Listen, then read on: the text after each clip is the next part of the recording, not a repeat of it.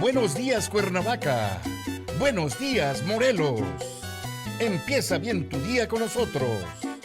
Estamos transmitiendo desde Cuernavaca, Morelos, México, la ciudad de la eterna primavera para todo el mundo. Desde la plataforma en Facebook de Radio Primavera.mx. Buenos días, Cuernavaca. Buenos días, Morelos. Comenzamos.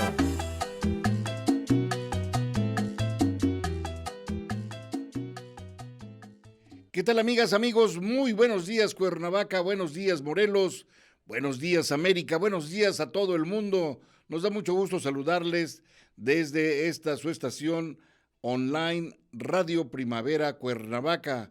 Soy su servidor Arturo Aguirre y me da mucho gusto saludarles el día de hoy en esta emisión del ciclo Recuperando nuestro Patrimonio Cultural Compartido 2021, en el cual nuestro coordinador académico, el doctor Juan Antonio Siller Camacho, también será el conferencista por el día de hoy, con un tema muy importante dentro de lo que significa conocer las fortificaciones de toda América, incluyendo el Gran Caribe. Bueno, pues quiero mencionarles a todos ustedes que queremos agradecerles la sintonía que ustedes nos hacen y que también compartan con la gente que les gusta esta materia, una materia en la cual definitivamente todavía hay mucho que decir, mucho por aprender. Yo les quiero comentar que incluso estaba yo diciéndoles a algunos compañeros que les decía yo, ojalá que vean ustedes el programa que tenemos de patrimonio. Y nos dijeron, muy bien, esta cuestión del derecho patrimonial es algo muy interesante. Y les dije yo, no es sobre el derecho patrimonial, porque fíjense, todavía se entiende lo patrimonial como una cuestión de la acumulación, del atesoramiento de riqueza o también del conocimiento en el caso de la propiedad intelectual, pero va más allá y esto es algo que nos ha dicho el doctor Juan Antonio Siller, que es the cultural heritage, que es la herencia cultural en todo el mundo. Entonces, todavía les menciono que es algo que es un proceso inacabado en el cual ustedes que nos ven, especialistas en la cuestión de la herencia cultural, del patrimonio natural y también del patrimonio cultural, todavía hay mucho que hacer para trabajar en ello y también difundir, divulgar. Ahí está precisamente el compromiso de estaciones como esta online, que tenemos la limitación técnica de no salir al aire, pero abierto, lo que llaman la radio abierta, pero tenemos la facilidad de conectarnos a nivel mundial, donde quiera que se encuentre una persona y encienda su computadora y tenga la posibilidad de entrar a este sitio Radio Primavera Cuernavaca en Facebook Live o a través de Zoom. Bueno, pues nosotros compartimos con ustedes esta posibilidad de conocer más sobre el patrimonio natural y patrimonio cultural. Así es que el día de hoy no le voy a dar pedir que haga uso del micrófono para presentar al conferencista porque es el mismo, pero cedo el uso de la palabra al doctor Juan Antonio Siller Camacho para que nos hable del tema interesante del día de hoy, que es la región de Punta Arena en el país sudamericano de Chile. Adelante, doctor. Muchas gracias, buenos días, buenas tardes a todo el auditorio. Un gusto de continuar con este ciclo recuperando nuestro patrimonio cultural. Hemos casi cubierto el primer periodo de las conferencias que iniciamos en el año y este periodo de final de mayo, junio y julio vamos a hacer una serie de conferencias sobre el mismo tema de los itinerarios culturales, puertos y fortificaciones en América, pero como temas específicos, temas que a lo mejor en el programa original anual para el segundo semestre no lo habíamos considerado, habíamos puesto más puertos y fortificaciones y ciudades, pero hay muchos temas que acompañan a estas conferencias, como son las embarcaciones, es decir, si no hablamos de las embarcaciones, pues los itinerarios usan transportes, los transportes eran con barcos y con la fuerza del viento y con navegantes expertos, sobre todo portugueses, con banderas, muchos de ellos españolas, pero los capitanes de los navíos y de los descubrimientos y de las hazañas eran portugueses que por naturaleza han sido navegantes de todos los tiempos. El otro tema que vamos a estar tratando a lo largo de estas charlas va a ser el de la terminología que se usa para las fortificaciones. Muchas veces hablamos de plaza de armas, hablamos de glacis, baluarte, fortín, etcétera, pero valdría la pena que de manera ilustrada, y para los que nos escuchan en radio lo pueden ver después en formato virtual y en grabación, las imágenes. Vamos a hablar de los términos que se usan para las fortificaciones, que son términos diferentes a la arquitectura religiosa o civil o industrial. Y como el tema general nos va a requerir de usar a veces ciertos términos especiales, pues que el público que nos acompaña se vaya familiarizando con algunos de estos términos que tratamos de no usarlos porque son muy específicos, pero vamos a incluir esta charla. Tengo también pensado incluir en estas 8 sesiones previas al inicio del segundo ciclo, hablar de algunos sitios de lo que se producía. El tema de la plata ya lo tratamos de alguna manera, el tema del palo de tinte, la cera de abeja, de alguna manera, cuando hablamos de Yucatán y de Campeche lo tocamos, pero otro de los productos que en la región del Caribe era muy importante era el cultivo de la caña de azúcar. Entonces, creo que el Valle de los Ingenios, cerca de la ciudad de Trinidad, en Cuba, puede ser materia de hablar de ese cultivo que se implanta primero en la región del Caribe y posteriormente llega a la región de América, a la región de Morelos, donde por más de 500 años hemos tenido el desarrollo de un paisaje cultural a base de la caña de azúcar que cambió totalmente las actividades, los cultivos. Vamos también a tener algunas charlas sobre Cartagena. El doctor Robert Jackson nos ha preparado un tema complementario sobre esta fortificación tan importante y el punto de arribo y distribución. Y estamos pensando para el mes de julio abordar una de las islas más importantes de las Antillas, que es la de Cuba.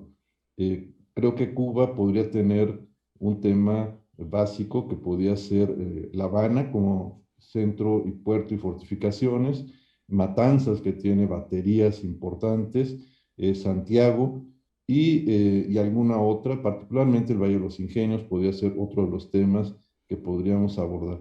La idea es, yo daré algunas de ellas, pero estamos tratando de este mes que se dedica al Festival Cubano, que pudiéramos tener algunos colegas de Cuba invitados con una transmisión desde la isla de Cuba a este programa y que pudiéramos hacer ese traslape en esta etapa de intermedia entre el segundo ciclo, que estaríamos empezando en el mes de agosto hasta el mes de noviembre, siguiendo ya fuera de la región del Caribe a lo que sería Brasil, Uruguay, Argentina y subir por el Pacífico hasta la parte correspondiente a México y movernos a Filipinas. Vamos a estar concluyendo con Filipinas varias de las fortificaciones que ahí se establecieron en el dominio español para ese segundo ciclo. Pero el día de hoy vamos a hablar de un sitio que fue importante, fue un descubrimiento para mí. Yo estaba viajando en la parte sur de Chile y quería visitar esta ciudad de Punta Arenas.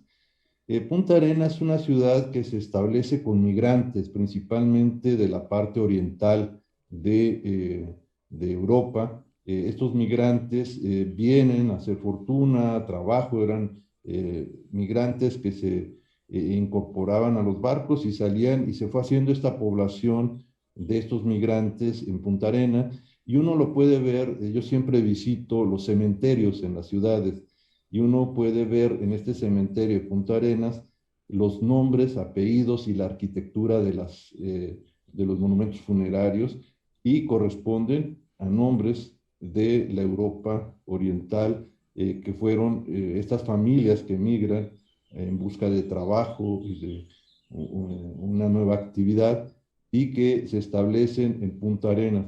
Punta Arenas es la ciudad actual más austral del continente. Alguien me diría que Ushuaia lo es, pero Ushuaia ya está en Tierra de Fuego, que es esta gran isla grande. Una parte pertenece a Chile y otra a Argentina, pero de la zona continental, Punta Arenas es la ciudad más austral del continente. Y este monumento que aparece en la presentación es un monumento que está ahí en Punta Arenas y que hace referencia a los navegantes chilenos que en esa región hicieron gran parte de la cartografía y de la documentación. Y en este mismo sitio, en Punta Arenas, se encuentra este museo. Más que museo, es un museo abierto, es un museo en el litoral del Canal de Magallanes, del Estrecho de Magallanes, nombre que se le dio, y que es la parte de mar que se alcanza a ver desde la playa del museo. Y ahí han hecho una serie de réplicas muy importantes. La embarcación que usó Humboldt, han estado haciendo esa réplica, y otras históricas que han concentrado ahí, pero particularmente hicieron una reproducción de la nao Victoria, que es la que usó Fernando de Magallanes.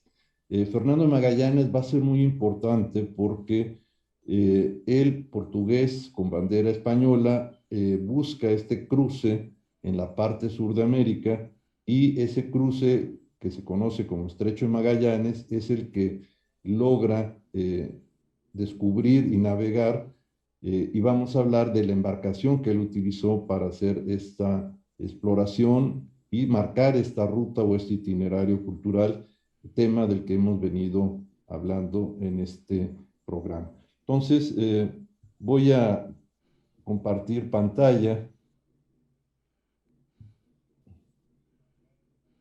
y aquí estamos ya en la presentación. Entonces, del ciclo itinerarios culturales, puertos y fortificaciones en América, hoy vamos a hablar de las réplicas históricas de embarcaciones en Punta Arenas, Chile, y particularmente de la de Fernando de Magallanes, que en 1522 completa, no él, sino él fallece en las Islas Filipinas. Se completa el circuito con uno de sus capitanes, Sebastián Elcano, que completa la navegación y la circunvalación, la primera que se realiza en el globo terráqueo, y llega, es parte en 1519, 1522 arriban finalmente a España. Es decir, les tomó 3 años hacer ese circuito y descubrir la ruta. No estaba trazada, no se sabía por dónde. Entonces, vamos a dar inicio a la sesión de hoy. Esta es la entrada a este museo que aparece ahí en ese gran cartel: Bienvenidos a Patagonia, Estrecho de Magallanes. Y ahí podemos ver cómo en esta parte se encuentra el estrecho que atraviesa esta punta continental de América, y al fondo vemos lo que se llama Tierra de Fuego, que es una gran isla. La mitad pertenece a Chile, la otra mitad a Argentina, y al parecer el nombre Tierra de Fuego se le dio por la tripulación y el propio Magallanes, eh, y todas las historias de caballería, los patagones, etcétera, una historia medieval que la trasladan a estos descubrimientos, pero veían grandes hogueras y fuegos en los litorales de los grupos locales que vivían y se calentaban a través de grandes fogatas junto a las costas, a la playa, y estos fuegos que se veían desde el Estrecho de Magallanes hace referencia a Tierra del Fuego, donde estaban estas observaciones que ellos pudieron hacer. Es un museo muy interesante, sencillo, y aquí estamos viendo en formato real esta reconstrucción de Fernando de Magallanes, la nao Victoria. Esta embarcación no es un galeón, los galeones son mucho más grandes, de mayor dimensión, Esta es una embarcación que en ese momento se usaba, y esta embarcación, esta nao, de proporción de ancho o manga, como se le llama, 1 tercio por 3 tercios, 4 tercios de largo, esa es la proporción, y más o menos 2 tercios de fondo. eh, Era la embarcación que se usaba para navegar, y podemos ver la réplica muy fiel a la forma en que estas embarcaciones eran hechas, con una estructura, una armadura y de madera eh, europea, en este caso, y después de maderas de otros astilleros. Los hubo en México y los hubo en Filipinas. Aquí se ve la parte de la punta en donde con todos estos cables se izaban las velas, y se podía llevar a cabo la navegación. Aquí podemos ver en este acceso desde parte del museo a la embarcación, podemos ver una escala de una persona normal de unos 70, y la escala en relación a la embarcación, y estos maniquís que han puesto en la parte de arriba le dan escala y proporción a la dimensión que esta embarcación tenía, y que realmente no era una embarcación tan grande. Es decir, ya en el mar pues era una embarcación pues bastante frágil, podríamos decir, en un mar con tempestad, o un mar, sobre todo el cruce en la parte sur, tan difícil, ¿no? Aquí vemos los cañones que se llegaban a utilizar como defensa. No era un barco astillado, sino tenía algunas protecciones de este tipo de cañones que se utilizaban desde la borda del barco. Y aquí tenemos lo que va en la punta del mástil principal, que es una especie como de canastilla o cesto de madera, en donde había un vigilante permanente para ayudar a la ruta de la navegación, sobre todo en zonas de arrecifes, o en zonas en donde se tenía que pasar por algunos lugares muy estrechos. El nombre marino se llama carajillo o carajo, que es un poco mandar al carajo, que es una expresión un poco vulgar, pero bueno, se usa, es mandar a alguien arriba. Seguramente fue bastante difícil estar expuestos al viento, al frío, a la lluvia y al vaivén que esta embarcación llegaba a tener. Aquí se ve parte del armado, de la trabazón de la madera, y la armadura, cómo va por dentro y por fuera para proteger al barco, y el recubrimiento, y luego cómo estas tablas eran rellenadas con brea y estopa, y se hacía todo el trabajo de sellado para impedir la penetración del agua, pero el agua siempre llegaba a entrar. Es decir, se necesitaba dar mantenimiento y mantener el desagüe interno. Siempre había filtraciones de la embarcación, y vemos aquí algunas salidas de agua para las olas o tormentas que el barco pudiera desaguar.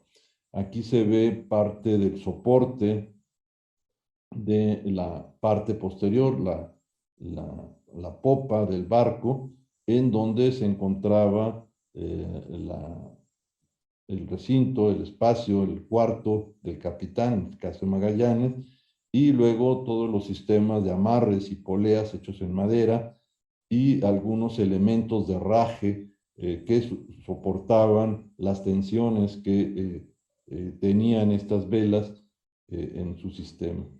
Aquí se puede ver el mástil principal. Esta embarcación tenía, es el segundo mástil, no es el principal está al centro.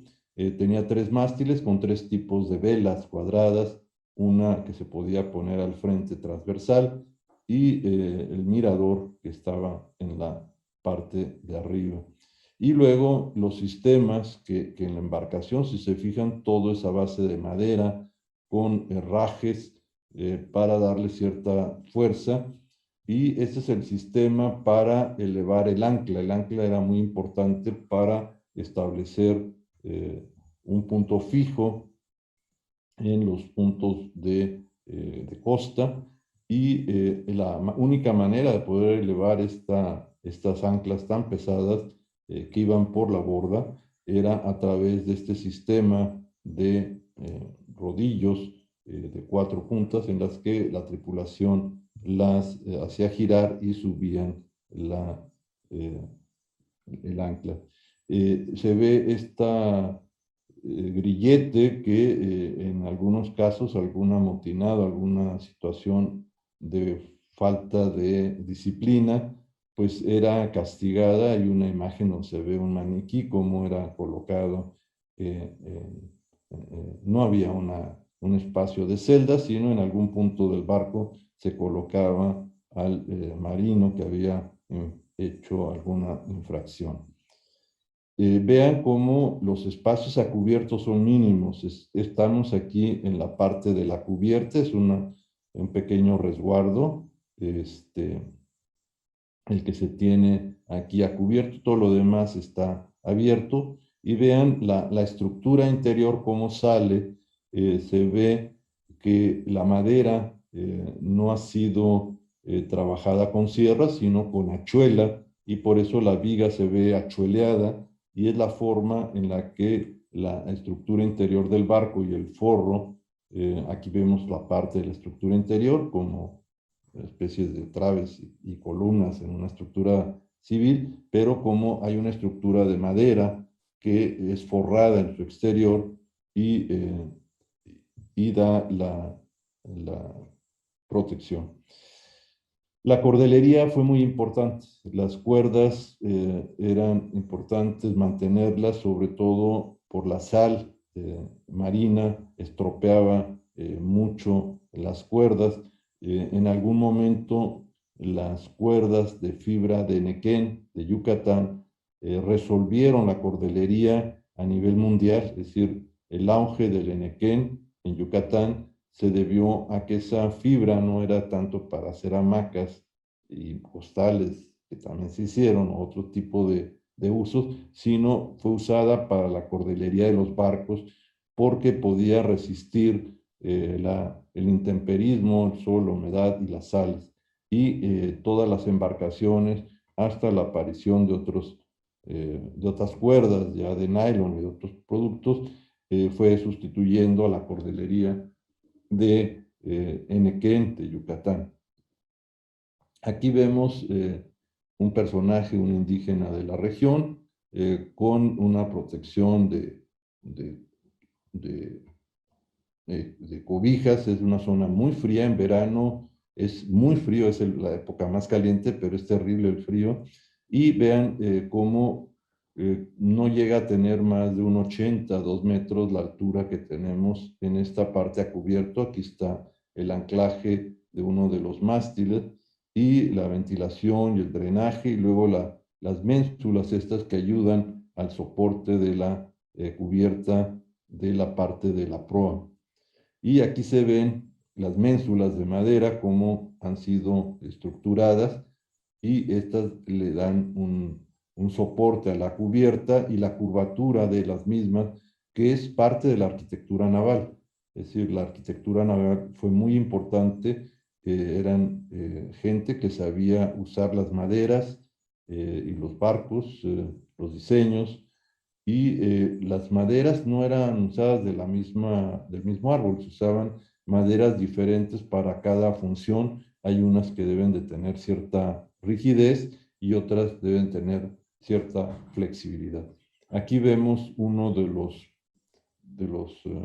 palos del mástil, cómo con esta serie de cuñas se protegía, y cómo con algunos herrajes se hacían los amarres, los pisos de madera en general.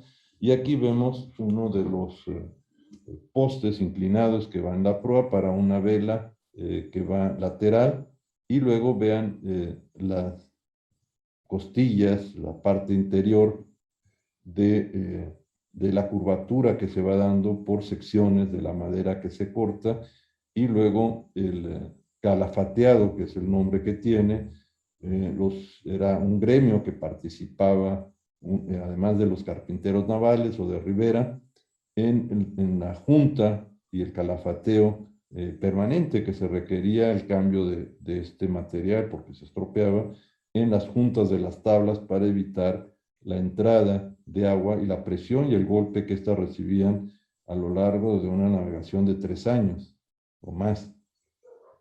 Aquí vemos una réplica del ancla en la parte frontal de la embarcación y cómo está sujeta, pero cómo se elevaba con ese otro mecanismo que vimos hace un momento, y algunas balas de cañón diferentes, de mayor dimensión a la que vimos en la borda, y que permitían pues tener cierta defensa en algún momento del propio barco.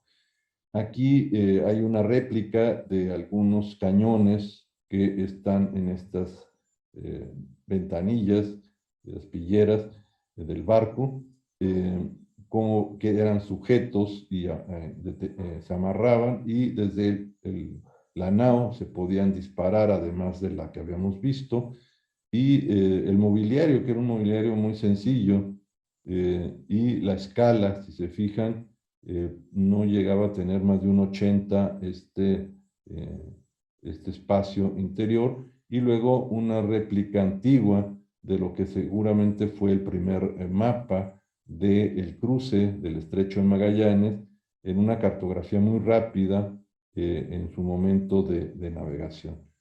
Aquí vemos un personaje sedente, sentado, y luego la ventilación a los pisos inferiores del barco, ventilación y iluminación que seguramente era cubierta con lonas al momento de una tempestad para evitar que entrara el agua.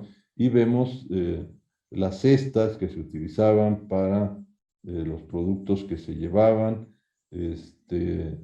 algunas ánforas de vino que podían estar en la parte de abajo, y esta parte aquí se ve parte de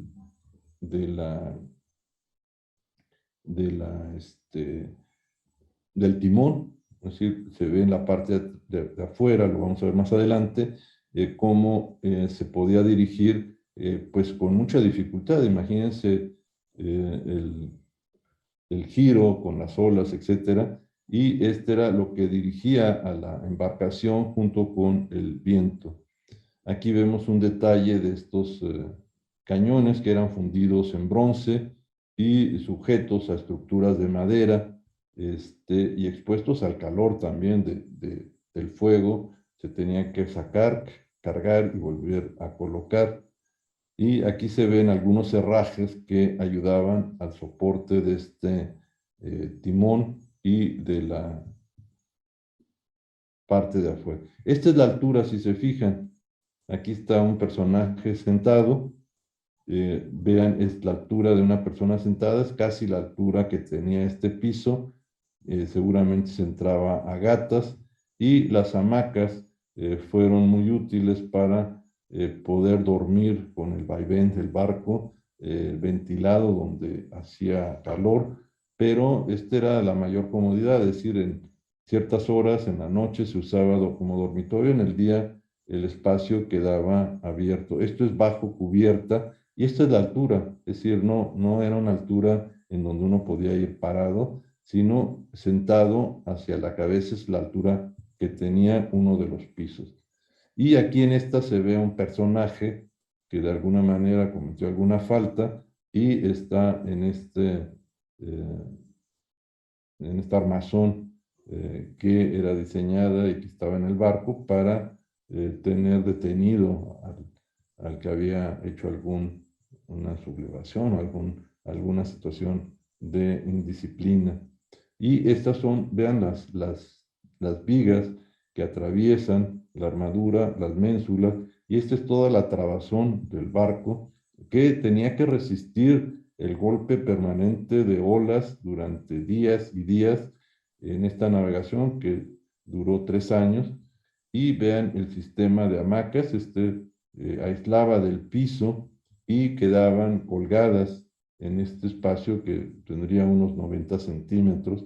Y luego los botellones de vidrio para el vino, principalmente las ánforas para el aceite, que eran los productos que se llevaban, la galleta marinera, que era una galleta con mucha sal y levadura y que podía conservarse por varios meses sin que se estropeara, eran parte de la alimentación muy restringida que tenían los marinos en estos grandes viajes. Aquí se puede ver parte de la escalera de acceso a otro de los espacios un poco más amplio, y ahí se ve los garrafones de vinos, algunos pescados salados, escalerillas, herramientas, y vean cómo en la parte de adentro se ve la propia forma de la estructura del barco.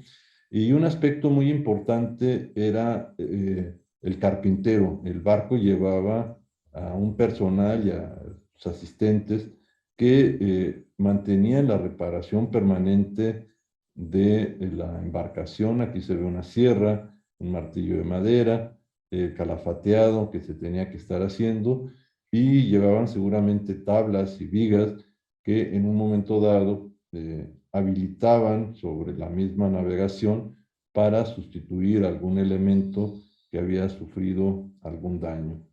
Aquí se ve parte de este mástil que atraviesa y se apoya hasta el fondo del barco, y vean la estructura con la que se va haciendo esta curvatura que el barco tiene para un mejor diseño y desplazarse.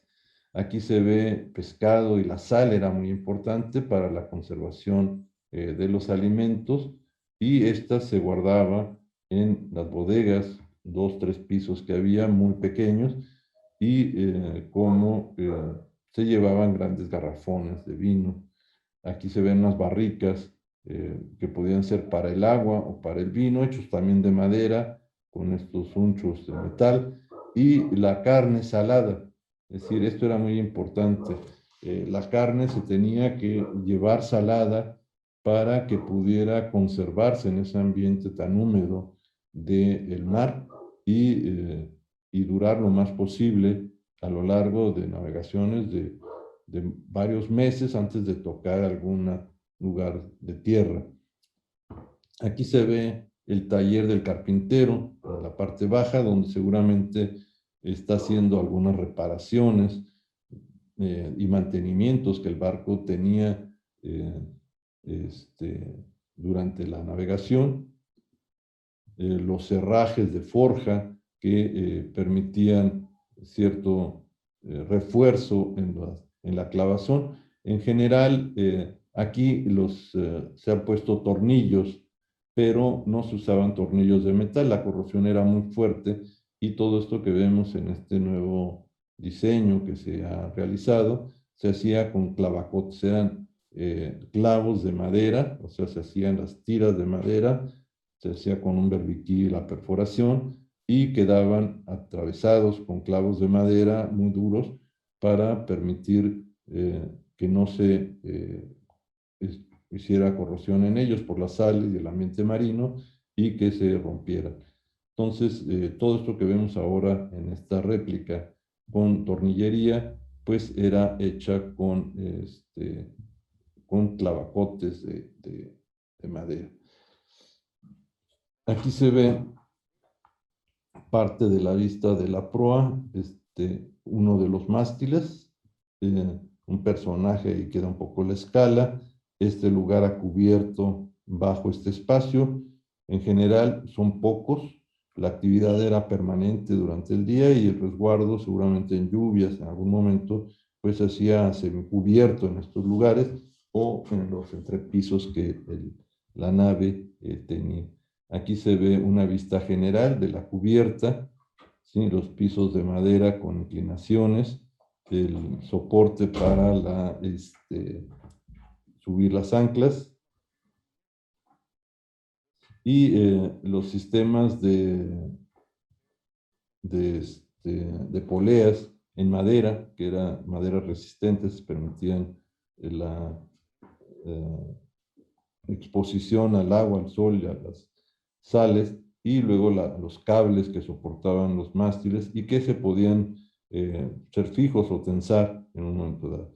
Los escudos, en esta réplica han puesto diversos escudos, Aragón y Castilla y otros más. Aquí se ve el control del barco, el timón. No es de estos de rueda, es un poste que mueve el-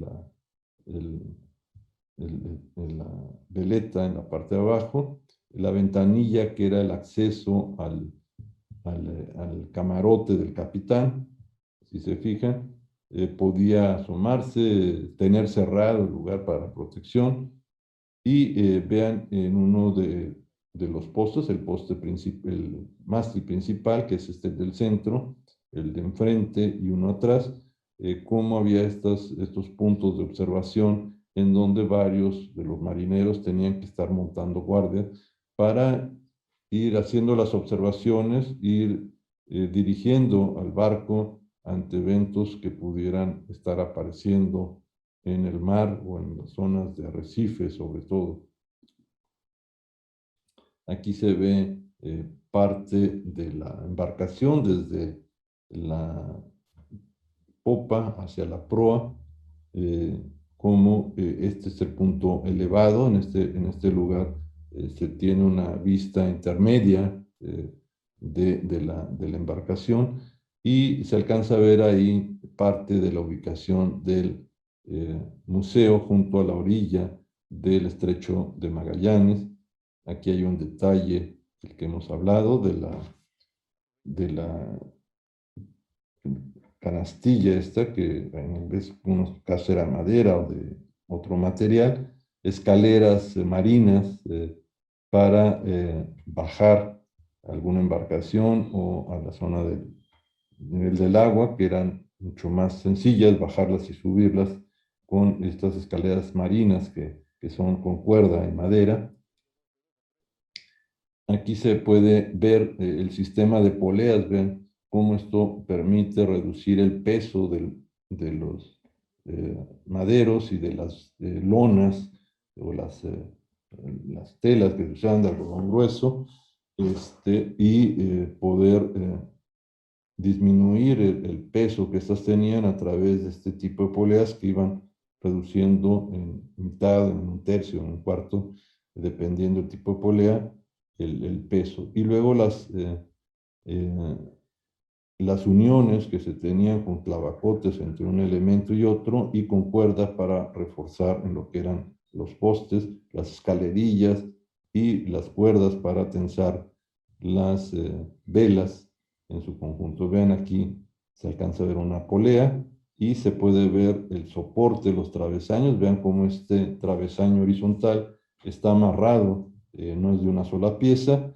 y que en un momento dado, si esto se dañaba, se podía hacer la reparación. Aquí se ve una vista de conjunto. Vean la dimensión de la embarcación llamada nao. Aquí se ve parte del mástil, del principal y del que está en la parte posterior. Esta canastilla y el acceso a través de esta escalera marina como red, y estas cañonetas más pequeñas que permitían cierta movilidad mucho más accesibles que la de un cañón. Y aquí podemos ver abajo otra de las réplicas que se ha venido realizando del Beagle. Es la embarcación que Humboldt usó para la navegación que hizo en América. Esta embarcación se puede visitar, está en proceso de terminarse, pero se puede visitar, y era una embarcación un poco más cómoda, tenía camerinos en el interior. Y en la parte de popa se tenía siempre una iluminación, sobre todo en la noche, para poder ser divisado por otra embarcación y evitar en, con falta de luminosidad, el que pudieran chocar en algún momento dos embarcaciones. Se usaban también campanas para, cuando había neblina, poder avisar como si fuera una boya sonora. Y en esta parte se puede ver desde la parte alta de proa cómo están los accesos de ventilación y algunos de los instrumentos de navegación, como la brújula, que era uno de los que eran utilizados, ahí se pueden ver, para orientarse de manera magnética, y el uso también de otros instrumentos que más adelante voy a comentar. Este es el camarote del capitán, en este caso una réplica de la que fue la habitación, la única habitación en el barco, con una cama, un escritorio y un espacio de productos, seguramente, mapas, etcétera, de Magallanes. Esa es la cama. Y luego algunos instrumentos para ir viendo la profundidad de los lugares por donde iban, sobre todo en zonas del litoral, en donde pues evitaban que fuera a encallar. Aquí se ve el mobiliario, estas sillas siglo XVI de tijera que aparecen en muchos códices, la mesa y los instrumentos de navegación, las cartas de navegación, los mapas y las armaduras y cascos, yelmos, etcétera, espadas que se requerían para algunos sitios a los que se llegaba y que había cierta confrontación. Esta es la ventana desde el cuarto del capitán, donde desde este punto puede visualizar, dar instrucciones sin salir del espacio, y puede tener una visual completa del barco desde el interior. Y luego alguna otra serie de instrumentos para ver el tipo de arenas, etcétera, rocas, la parte de la vela transversal a través de este mástil inclinado en la parte de proa, las canastillas que habíamos venido comentando, y la parte de la popa. Vean ustedes, estas aspilleras son para los cañones en este punto, estas son para desaguar el barco, estos son soportes para las escaleras y tensar el mástil. Este es el mástil central, el posterior y uno enfrente, y vean cómo en esta parte elevada se podía tener un punto de observación cerca de la zona del cuarto del capitán, en donde los navegantes podían ir viendo los rumbos o hacer las mediciones, y vean el, la dirección que se podía dar al barco con esta pieza tan importante del timón. En la parte de arriba se manipulaba, pero vean el tamaño de esta y la curvatura del barco, que se hacían con diseños especiales realizados por carpinteros y arquitectos navales. Esta es la vista del museo. Si se fijan, es una arquitectura en Punta Arenas muy sencilla. En general es arquitectura en madera,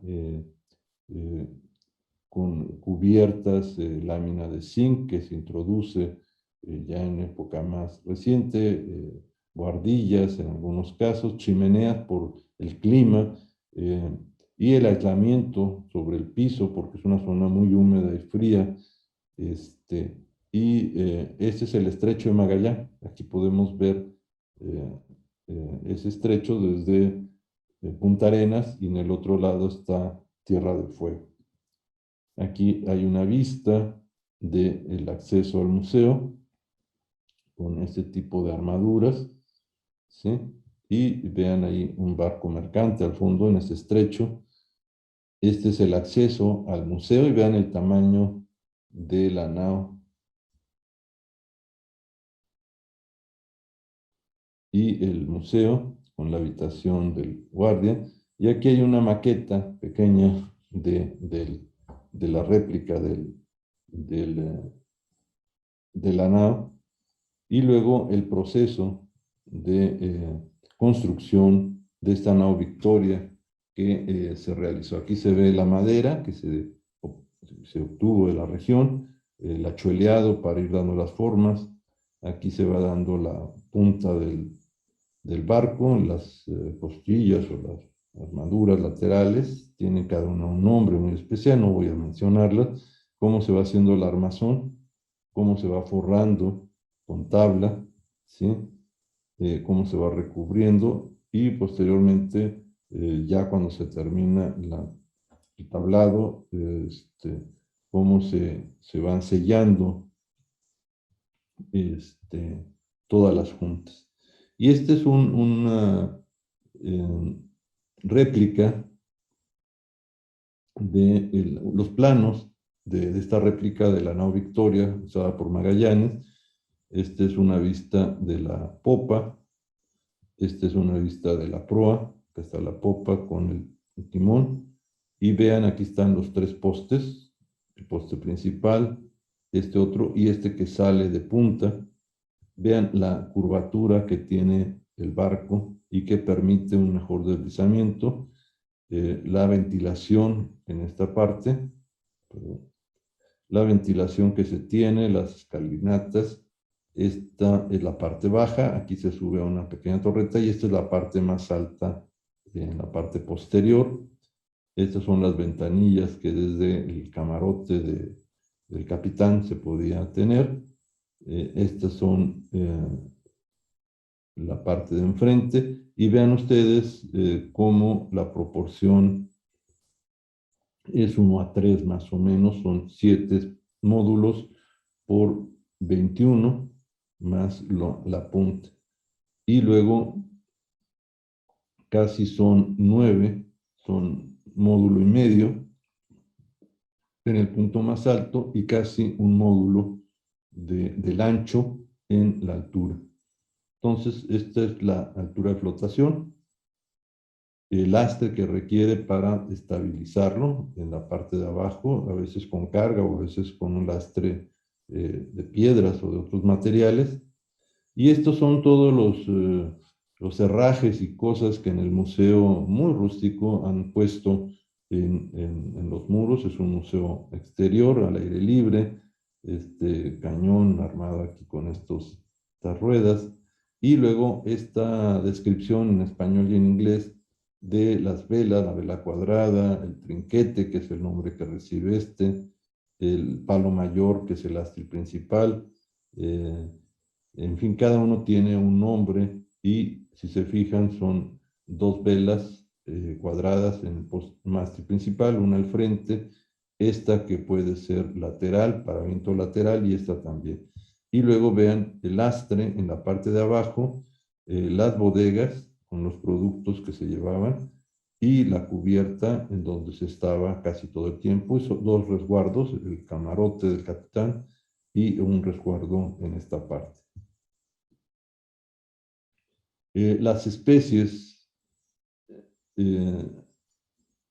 son el clavo, por ejemplo, y otros son productos muy importantes, y aquí se ven las rutas de navegación que en este museo se marcan. Los instrumentos de navegación eran muy importantes. Vamos a ver cada uno de estos tres, que son de los más antiguos.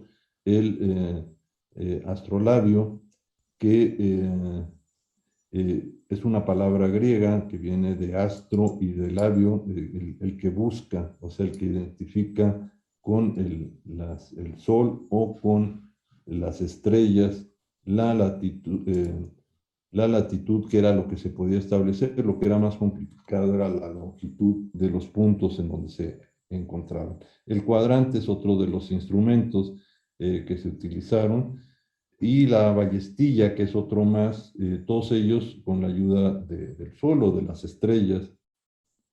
Y algunas ilustraciones que en este museo existen de lo que sería una carabela de vela latina, que es esta como triangular. No tenía castillo en proa, que es que la otra sí lo tiene. Eran fáciles de gobernar, pero eran más lentas que las naos y galeones.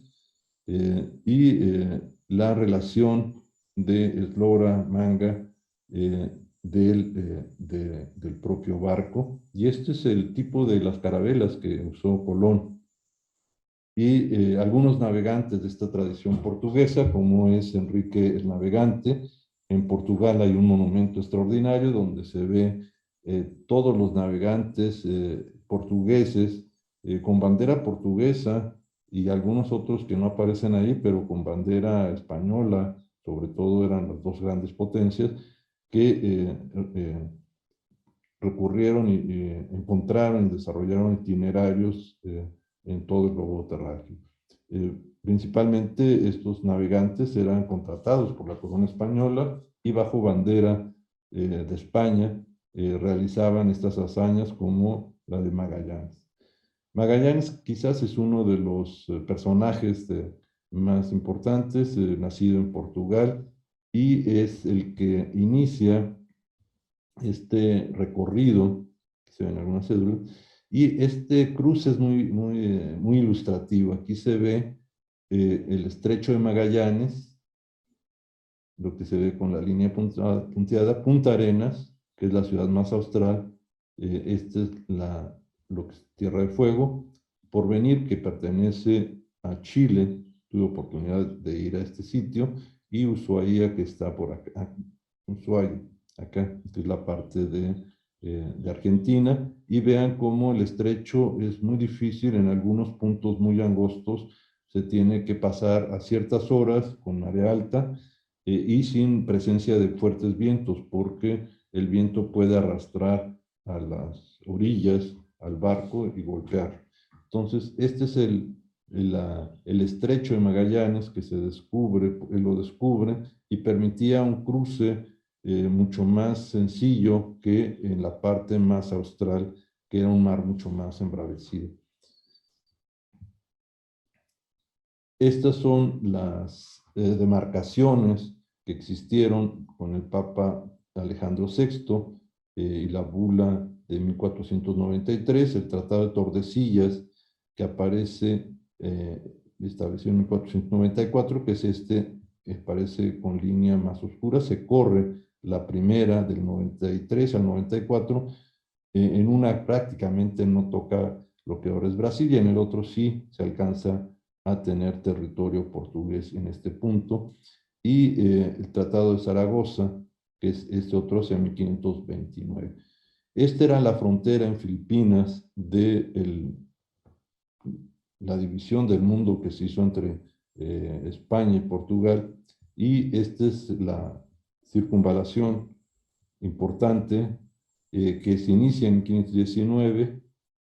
Se establece aquí una estancia en Puerto del Hambre, que ahí deja parte de una tripulación, y muere Magallanes en un combate en una de las islas cercanas a Cebú, Filipinas, y Sebastián Elcano continúa el viaje, la circunvalación, hasta llegar a España nuevamente en 1522. Pues el próximo año va a ser una conmemoración importante de este primer viaje que realiza Magallanes y Elcano en 1522. Ahí se ven unas ilustraciones que en el Museo de Punta Arenas existen, y pues con esto los invitamos a seguir navegando con nosotros a través de la historia y de este museo tan interesante. Para mí fue una sorpresa, fue en el mes de enero de,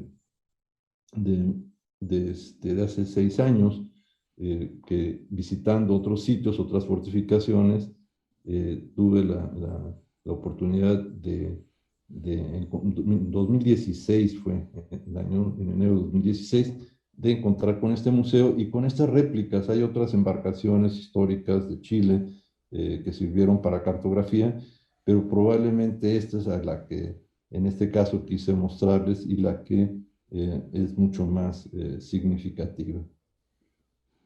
Bien, con esto tenemos algunos minutos para comentarios del público que nos escucha, y con mucho gusto puedo contestar algunas de ellas, ¿no? Sí, bien, de esta forma llegamos al término de la presentación. Queremos ver si ustedes tienen alguna pregunta. Bueno, aquí nos llama Elsa Torfer. Elsa Torfer nos manda saludos. Genaro Sánchez, interesante exposición. Saludos desde Minneapolis, Minnesota, en Estados Unidos. Eh, Paquito, Francisco Martínez, ¿tienes alguna pregunta de parte de nuestro amable auditorio?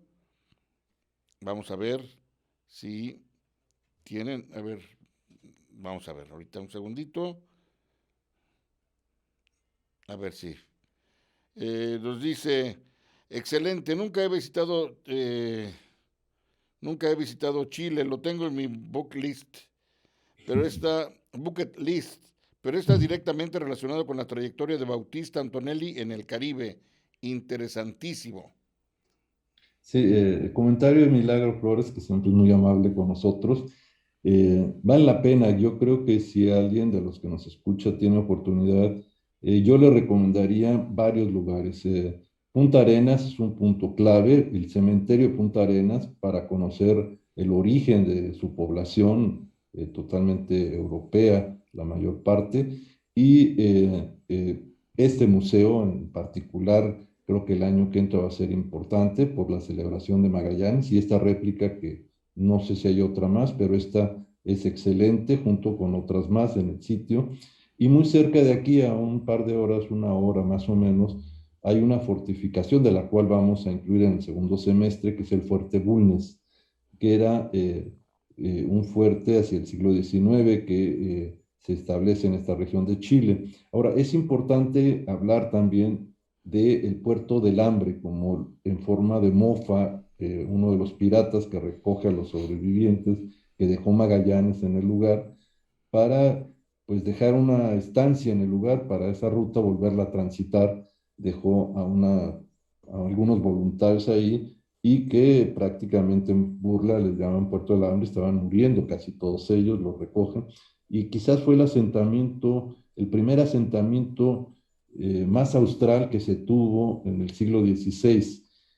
Saliendo ya hacia el Pacífico, la isla de Castro en Chiloé resulta también muy importante como la primera ciudad más austral antes que Punta Arenas, que es más reciente, que tuvo en el siglo XVI el virreinato en esa región, lo que es la capitanía que había en Chile, y los sitios de Valdivia y Valparaíso y el Callao, que van a ser sitios de los que vamos a hablar a lo largo de la exposición, pero este recorrido por los fiordos, no solamente los noruegos, los fiordos que hay acá en la zona de mar adentro, interior, que parte a lo largo de este archipiélago chileno, resulta muy interesante y llegar a Natales, que es un lugar desde el cual puede uno por tierra cruzar hasta Punta Arenas. Yo recomendaría, si alguien quiere hacer un viaje más adelante, que esta región poco conocida es extraordinaria por su historia y por sus paisajes. Muy bien, pues si no tenemos ninguna otra pregunta, porque todo fue explícito, digo decir explícito, porque estaba in situ. Y bueno, esto es algo excelente pues para llegar y como siempre, algo que tiene este programa es que nos lleva en este viaje en el tiempo y el espacio y poder imaginar algunas cosas, es decir, este barco, por qué los barcos debían tener estas características? ¿Por qué no eran más grandes, con más longitud? Bueno, todo tiene precisamente la cuestión técnica. Hay que recordar que en aquel entonces se disputaban la supremacía de los mares, los lusitanos, bueno, los portugueses y los españoles.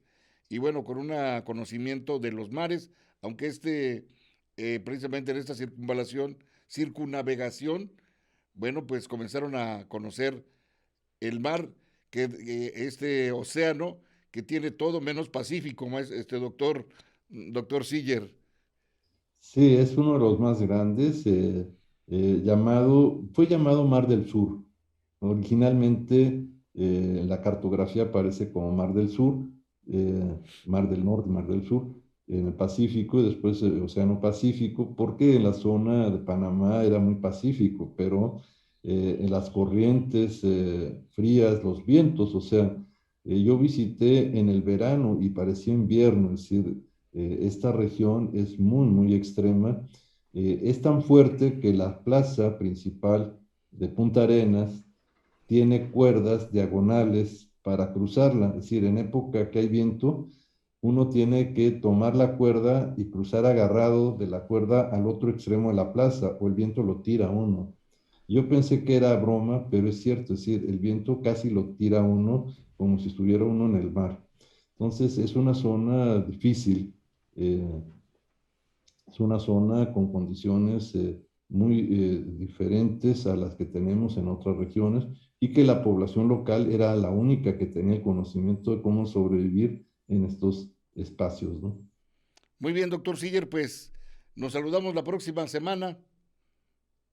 Con mucho gusto, la próxima semana tendremos un programa especial también. Vamos a seguir hablando de algunos temas, no solamente de puertos y poblaciones, sino de temas que tienen que ver con este tema central. Y muchas gracias al auditorio y al programa. Bien, pues a nombre de Radio Primavera les agradecemos el favor de su sintonía y recuerden que tenemos una cita la próxima semana a la misma hora por este mismo medio. Hasta entonces, que la pasen muy bien. Muchas gracias, doctor Juan Antonio Siller. Muchas gracias a nuestro auditorio y a todos ustedes. Hasta la próxima.